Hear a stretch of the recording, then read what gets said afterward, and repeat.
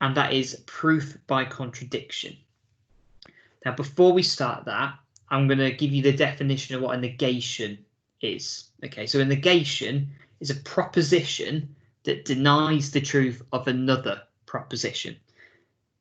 Basically, what this means is we make a statement. If there's a statement we're trying to prove, we're going to assume that the opposite of that. Okay, so or we're going to make a statement that denies that original statement that we start off with. So before we get into more mathematical statements, I'm going to show some example of negations with just kind of general wordy statements. So my example I've given here is all mathematicians score higher on science tests than English tests. Okay, keyword there is we're using all.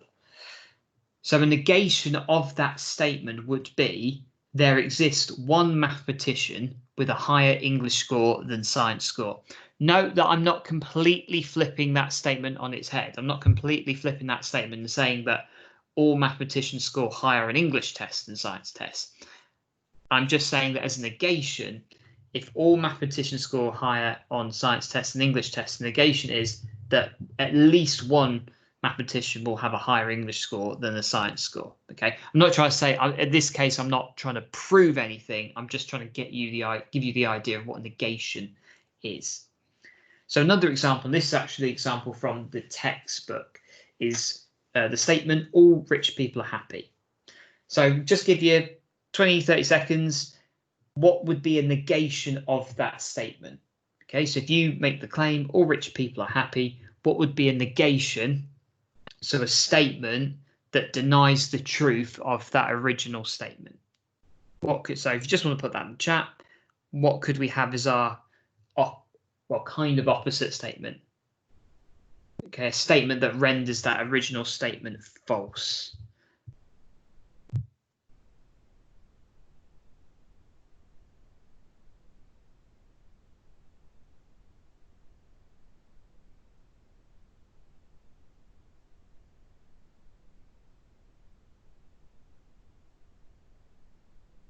Okay, yeah, very specific example there, Abby. Yeah. So all we need to say is so we're not necessarily trying to prove this actual statement at this point. We're just trying to say that there exists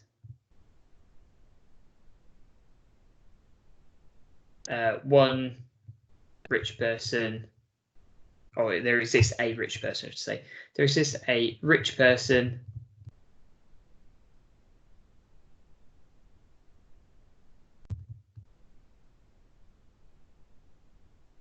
who is unhappy.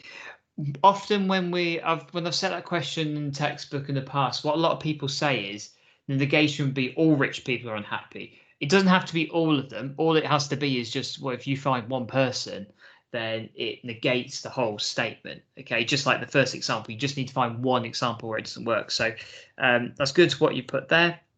Yeah, so all the answers there that you put there, fantastic. So just getting the idea of what negation is before we start. So what we're moving on today is proof by contradiction. It's a really powerful tool in maths. Okay, I think in Latin it's reductio absurdum, something like that. And it was used by the mathematician Euclid, who you may have heard of before, on quite a number of occasions. And what proof by contradiction is, and it's quite a strange concept, but to prove a statement by contradiction, we start by assuming it's false. And then we use logical steps to show that this assumption leads to something that's impossible. So if we try and prove something, we start by assuming it's false, but then we take some logical mathematical steps that ends up with a contradiction. Okay, it leads to something that's absurd, something that's impossible. So then we have to then conclude that our original assumption was incorrect and that the original statement therefore must be true. It might sound a little bit complicated, so let's just go straight into the examples then. So the first question, prove by contradiction that there is no greatest odd integer. Okay, so what we're saying there is there's no greatest odd it's not an odd integer that we say, right, that's the biggest one, we stop now. Obviously, we know this is not true, but it's a good, nice, easy example to start off with. So always what we do with proof by contradiction, and the question will say proof by contradiction, so you know you need to use this technique. Even if you think, oh, I could do this by deduction or counter example, you need to prove it by contradiction here. So our negation, what we do is we start with our assumption that there is a greatest odd integer. Okay, obviously that is a negation of our original statement. So if there is a greatest odd integer, well, let's take some logical steps to show that we end up with something that's a contradicted statement. So I'm going to say there is a greatest odd integer that I'm going to call n. Now, if n is an integer, n plus 2 is also an integer.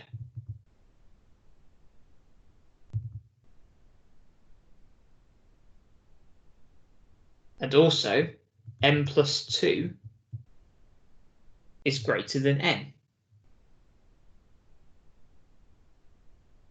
N is odd, so n plus 2 is also odd.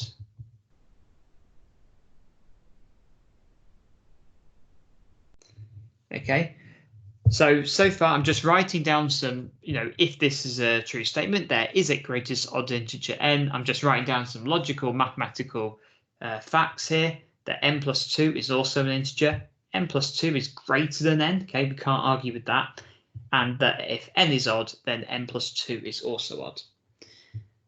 So therefore, there exists an odd integer greater than n. Okay, so we said that there is a greatest odd integer that we're calling n, but we've just mentioned, well, n plus 2 is a number that exists. Okay, n plus 2 is an odd integer that exists. So therefore, there must exist an odd integer that is greater than n. This is a contradiction. Okay, my assumption was that there is the greatest odd integer is n, but I've just found that there's another one that's greater than that, n plus 2. So therefore, there is no greatest odd integer.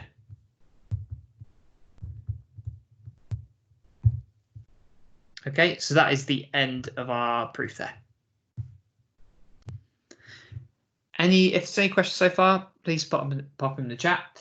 Otherwise, we're going to move on to our next example. Okay, so it's a little bit different, very different to some of the proofs that we're doing. It's quite different from deduction, for example.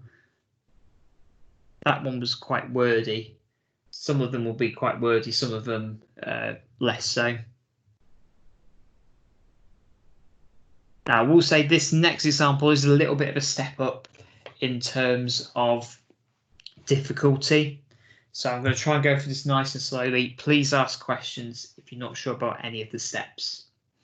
So example 8, prove using contradiction that there are infinitely many primes.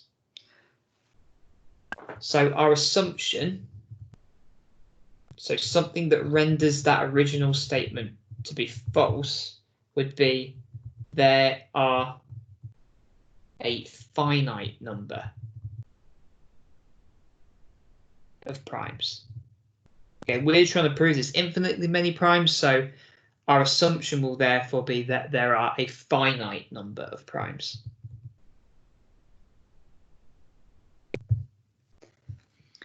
So if ever, what I need to do with the proof by contradiction, and in general any proof, is I need to make all my steps clear. So what I'm going to do to start off with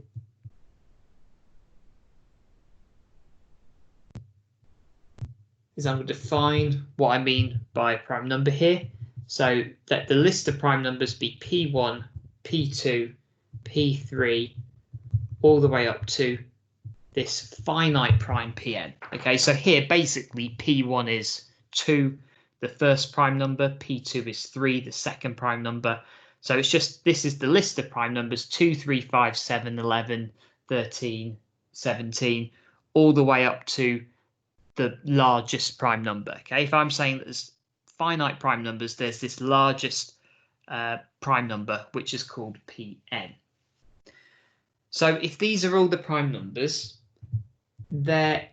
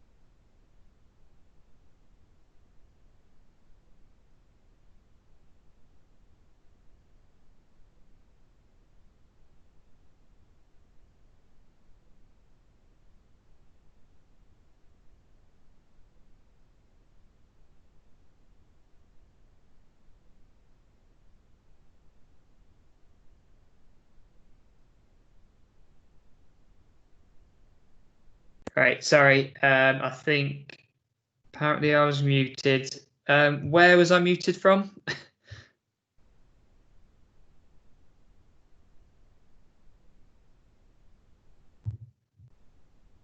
From P1, P2. Okay, right. Apologies for that. Right, let's go for that again then.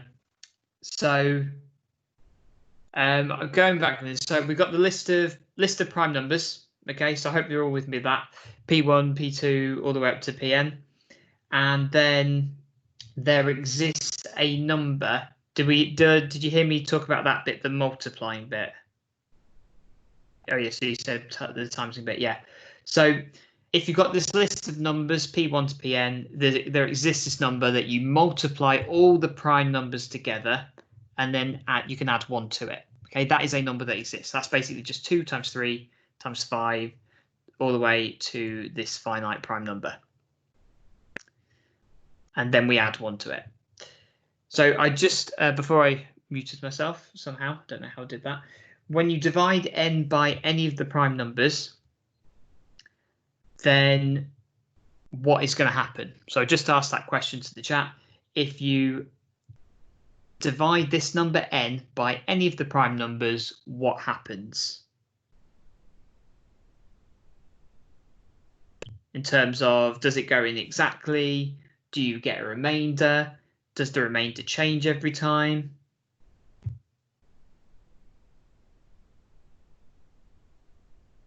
Okay, excellent. Okay, a couple of people saying there is a remainder of 1. Yeah.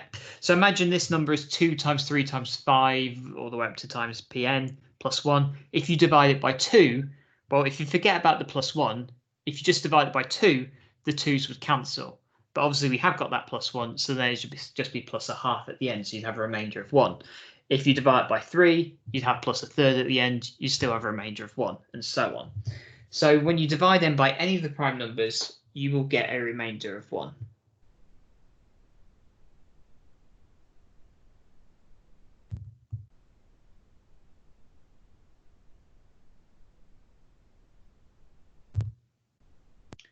So this leads to 2 cases. Either n must be prime,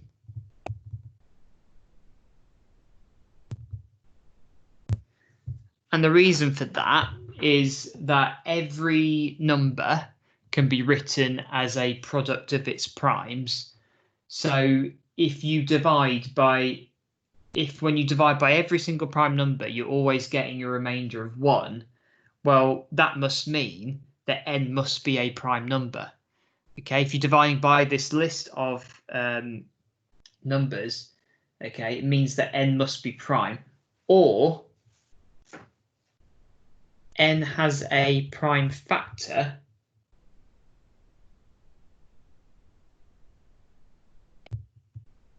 that is not on our list.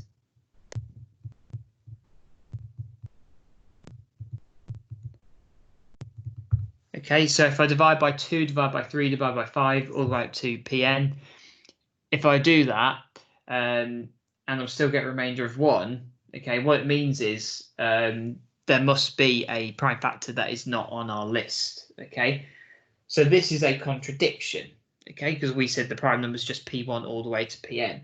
So this is a contradiction. Let me just write that.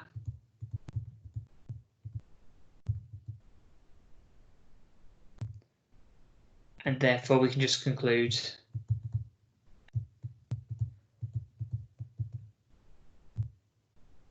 there is an infinite number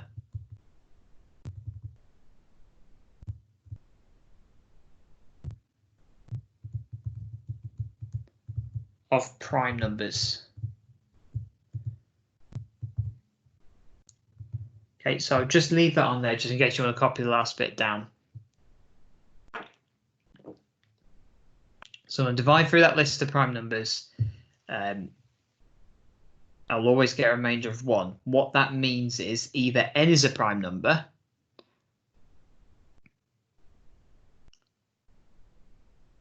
or n has a prime factor that's not on our list. Either of those things contradict what we're trying to say. Because if n's a prime number, that obviously is greater than Pn. So there's a new prime number that wasn't on our list. Or if we divide by a prime number and we don't get a remainder, then therefore that would have had to have been a prime number that is not on our original list.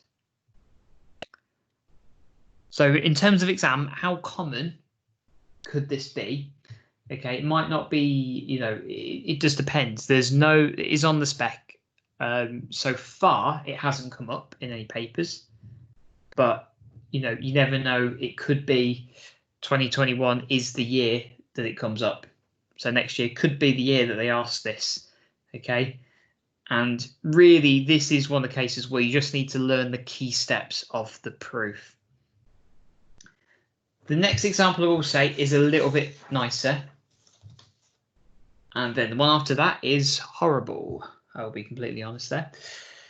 The example 9 should be quite nice and simple. Okay, so if there's no questions, I'll go straight on to that. Hopefully I don't get muted again. So example 9, proof by contradiction that if n squared, where n is a natural number, is even, then n must be even. Okay, so just remember this is what we talked about on Monday. N belongs to the set of natural numbers. So 0, 1, 2, 3, 4, 5, 6, etc. All the counting numbers. 0 and the positive integers, basically. So if n squared is even, then n must be even. So our assumption. So we always write that assumption. You're going to get 1 mark for this.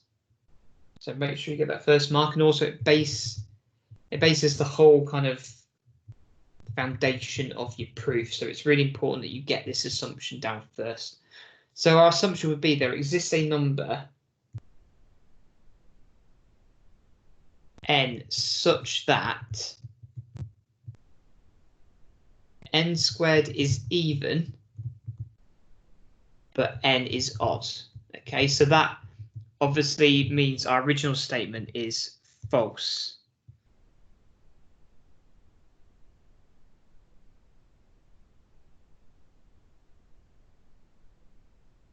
So that's what we start with our assumption.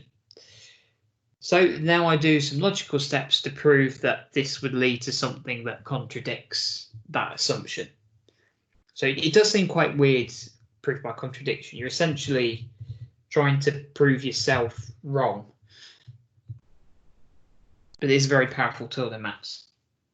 So what we're going to do is start off with, if n is odd, I'm going to say let n be 2k plus 1. So if n is an odd number, it's going to be 2k plus 1. That means n squared would be 2k1 all squared. So that'd be 4k squared plus 4k plus 1. I can then look at the first two terms, factor out a 2, and make that 2k squared plus 2k. The plus 1 at the end. So if n is an odd number, that would mean n squared is odd. If that's a contradiction,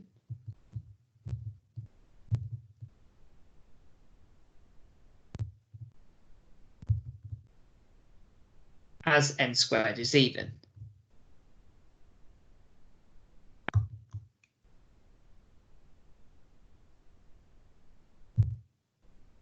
So therefore, if n squared is even, then n must be even. Note, you probably could have done this one also by deduction, but we're just showing you an example here of doing this by contradiction.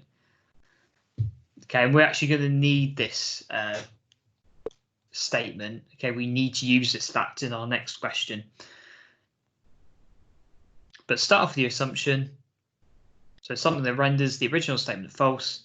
Take some logical steps to show that you end up with an absurd statement, okay, a statement that contradicts yourself. In this case, we ended up with the fact that, well, if we say that n is odd, then when we square it, we get an odd number. But we said that n squared was even, so that's a contradiction. So if n squared is even, then n must be even.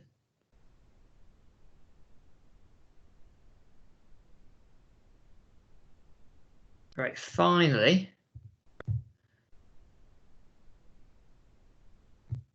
we're going to have a look at example 10. So strap yourselves in for this one. It is quite a tricky one. And I'll do my best to explain this. Please do ask questions along the way.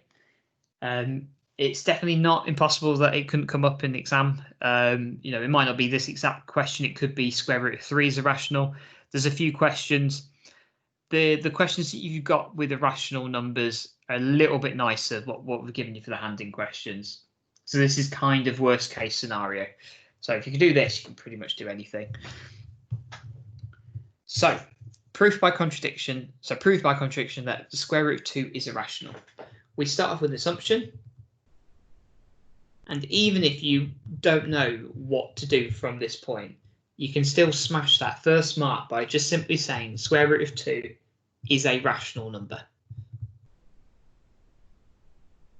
Even if you didn't have a clue what to do next, you'll get 1 mark for writing the square root of 2 is a rational number. Obviously, we want you to get as many marks as possible here, but you'd get at least 1 mark for that. So remember what a rational number is. A rational number is a number that can be written as a fraction. So the square root of 2 is going to equal a over b. okay, because my assumption is that square root of 2 is a rational number. So I can write the square root of 2 as a over b, where a and b are integers. Okay, because that's what it means to be a rational number. We also are going to make another assumption here, and it's quite a key part to our final bit of the proof. So we will also assume there are no common factors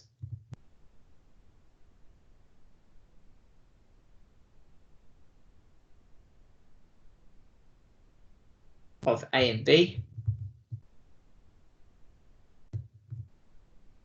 So the fraction cannot be simplified further.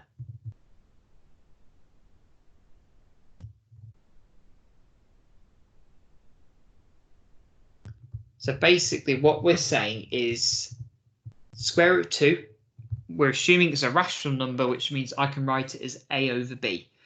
A and b are integers, and I'm assuming that fraction is in its simplest form. So the fraction there is in its simplest form. Right, so now we're going to do some maths on this. So if I start with the square root of 2 equals a over b, what I'm going to do is I'm going to square both sides. Okay, so there's nothing wrong there. If the square root of 2 equals a over b, then 2 equals a squared over b squared. Rearranging this, a squared must equal 2b squared. What this means, a squared is even, okay, because a squared is just a multiple of 2. So if a squared is even, we know from example 9, a is even. Okay, we wouldn't need to prove that in an exam situation. We could just state that as a common fact that a squared is even, so a is even. Okay, we wouldn't need to then go and prove what we just did in example 9 there. Okay, so any questions so far?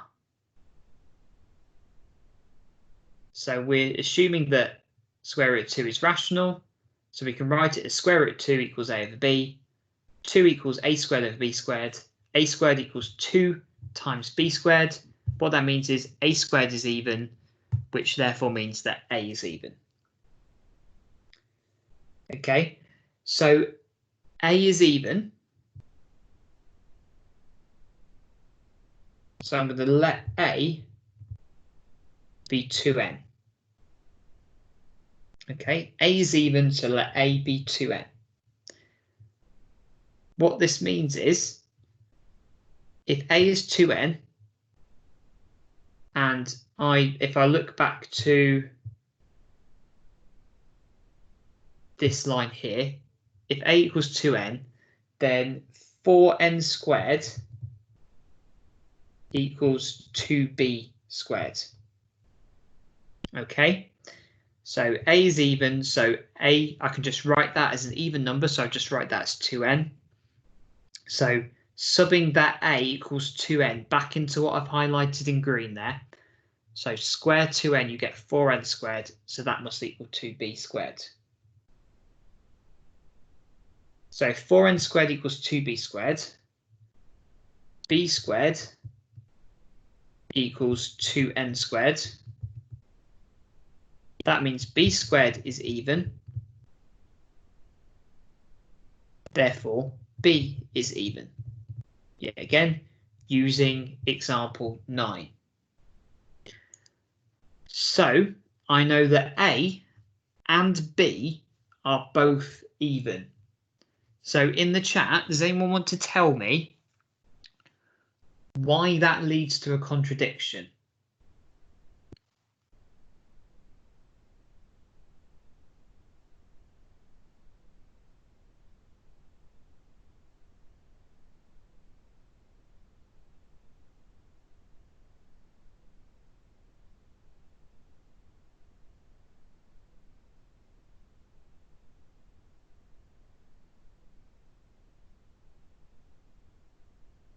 Okay, excellent, Grace. Okay, A and Matthew as well. Okay, so A and B have a common factor of 2.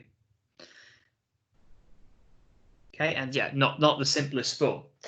So A and B have a common factor of 2.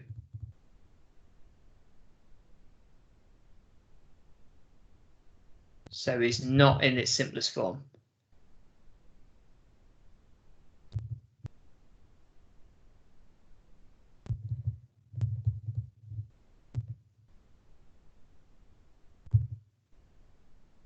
So this is a contradiction.